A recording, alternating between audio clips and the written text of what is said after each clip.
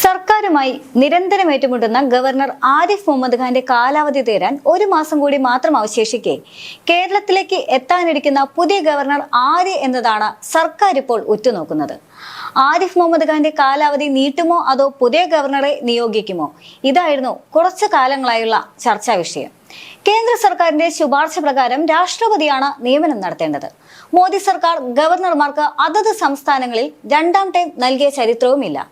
ഈ നയം ആരിഫ് മുഹമ്മദ് ഖാന്റെ കാര്യത്തിൽ നടപ്പാക്കുമോ എന്നതാണ് ഇനി അറിയേണ്ടത്. ഗവർണർ ആരിഫ് മുഹമ്മദ് ഖാന്റെ കാലാവധി സെപ്റ്റംബർ 6-നാണ് അവസാനിക്കുന്നത്. കാലാവധി തീർന്നാലും ഗവർണർക്ക് പദവി ഒഴിയേണ്ട കാര്യമില്ല. ഭരണഘടനാ പ്രകാരം 5 വർഷ കാലയളവിലേക്കോ അല്ലെങ്കിൽ രാഷ്ട്രപതിയുടെ പ്രീതി ഉള്ളിടത്തോളം കാലമാണ് ഗവർണർക്ക് തുടരാനാവുക. അതിനാലാണ് കുഴപ്പക്കാരായ ഗവർണർമാരെ 5 വർഷ കാലാവധി പൂർത്തിയാകും മുൻപ് തന്നെ മാറ്റാൻ കേന്ദ്രത്തിന് സാധിക്കുന്നത്.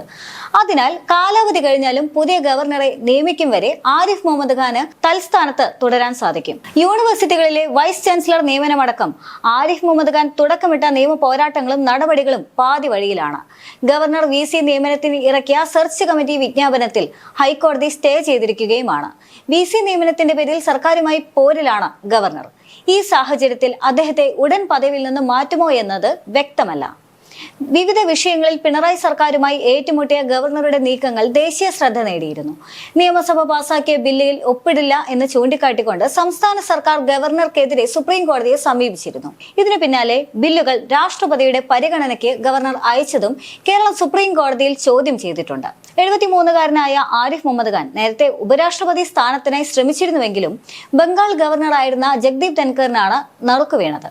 2004-ൽ BJP-യിൽ ചേർന്ന ആരിഫ് മുഹമ്മദ് ഖാൻ പിന്നീട് പ്രധാനമന്ത്രി നരേന്ദ്രമോദിയുമായും ഉന്നത BJP നേതാക്കളുമായും ഉറ്റ ബന്ധമുള്ള ആളായി മാറി. താൻ പതിറ്റാണ്ടുകളായി RSS ആണെന്ന് അദ്ദേഹം തുറന്നു പറഞ്ഞിട്ടുള്ളതുമാണ്. കേരളത്തിന്റെ 22ാം ഗവർണറായി 2019 സെപ്റ്റംബർ 6-നാണ് ആരിഫ് മുഹമ്മദ് ഖാൻ ചുമതലയേറ്റത്. ഉത്തർപ്രദേശിലെ ബുലന്ദ്ഷഹറാണ് സ്വദേശം. 26-ാം വയസ്സിൽ UP നിയമസഭയിലെത്തിയ ഖാൻ ഉത്തർപ്രദേശിലെ പ്രായം കുറഞ്ഞ മന്ത്രി കൂടിയായിരുന്നു. ഖാന് പകരം കേരളത്തിലേക്ക് ഗവർണറായി ആരെത്തും എന്നതിലും സർക്കാരിന് കടുത്ത ആശങ്കയുണ്ട്. ഉത്തരേന്ത്യയിലെ കടുത്ത സംഘരാഷ്ട്രീയക്കാരെ ആരെങ്കിലും കേരളത്തിലേക്ക് നിയോഗിക്കാൻ ഇടയുണ്ട് എന്നാണ് സർക്കാരിന്റെ വിലയിരുത്തൽ.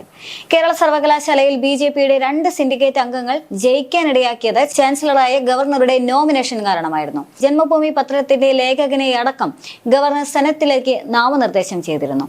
സമാനമായി സംസ്ഥാനത്താകെ BJP-ക്ക് അനുകൂല നടപടികൾ എടുക്കാൻ ഗവർണർക്ക് കഴിയും. അതുകൊണ്ട് തന്നെ ആരിഫ് മുഹമ്മദ് ഖാനെ മാറ്റുകയാണെങ്കിൽ സ്വാഭാവികമായും ആരിഫ് മുഹമ്മദ് ഖാനോട് കിടപിടിക്കുന്ന ഒരു നേതാവിനെ തന്നെയായിരിക്കും BJP അഥവാ കേന്ദ്ര നേതൃത്വം കേരളത്തിലെ കളത്തിലിറക്കുക. അതുകൊണ്ട് തന്നെയാണ് സംസ്ഥാന സർക്കാരിന് ഇത്ര ആശങ്കയുള്ളതും. എന്നാൽ അതേസമയം തന്നെ പിണറായി വിജയൻ സർക്കാരുമായി ആരിഫ് മുഹമ്മദ് ഖാന്റെ ബന്ധം തർക്കത്തിലാണെങ്കിലും അദ്ദേഹത്തിന്റെ കാലാവധി 5 വർഷത്തേക്ക് കൂടി നീട്ടാൻ കേന്ദ്ര സർക്കാർ ആലോചിക്കുന്നതായി സൂചന വരുന്നുണ്ട്. സംസ്ഥാന സർക്കാരിനെതിരെ പല വിവാദ വിഷയങ്ങളിലും അദ്ദേഹം സ്വീകരിച്ച ഉറച്ച നിലപാട് സംസ്ഥാനത്തെ BJP-യെ രാഷ്ട്രീയമായി സഹായിച്ചതായി കേന്ദ്ര സർക്കാർ കരുതുന്നുമുണ്ട്. പിണറായി വിജയനെയും അദ്ദേഹത്തിന്റെ സർക്കാർ നയങ്ങളെയും ഖാന്റെ വിമർശനവും നിയമസഭ പാസാക്കിയ നിർണായക ബില്ലുകൾ തടഞ്ഞുവെക്കാനുള്ള അദ്ദേഹത്തിന്റെ തീരുമാനവുമെല്ലാം വിവാദങ്ങൾക്ക് കാരണമാവുകയും പലപ്പോഴും പ്രതിപക്ഷത്തിന്റെ ശബ്ദമായി കണക്കാക്കപ്പെടുകയും ചെയ്തിരുന്നു. അതിനാൽ തന്നെ ആരിഫ് മുഹമ്മദ് ഖാന് പകരമെത്തുന്നത് ആരാണ് എന്ന ആശങ്കയോടെയും ആകാംക്ഷയോടെയും വീക്ഷിക്കുക തന്നെയാണ് കേരളത്തിലെ സർക്കാർ.